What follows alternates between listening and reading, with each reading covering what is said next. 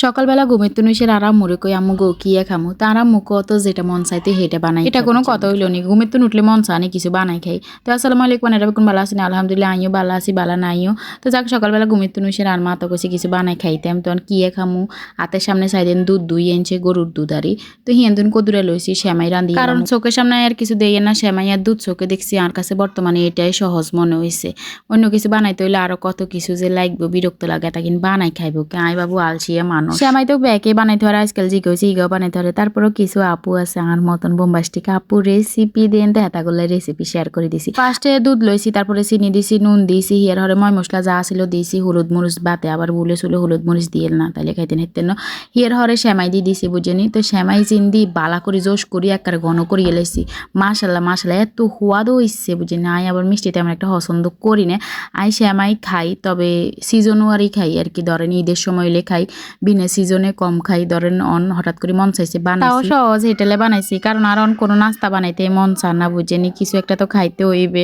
Diet mat সব বন্ধ করে দিয়েছি বিশ্বাস করতে না ডায়েট করতে না আর ভালো কারণ দেখছি 10 দিন ডায়েট করে একদিন খাইলে আবার ওজন আগের মতন বাড়ি যায় কি সুন্দর তো হেটেলে কই যা ডায়েট আর করতে না তার মতন আর ভিডিও বেশি বড় করতে না ব্যাকে ভালো থাকেন আল্লাহ হাফেজ।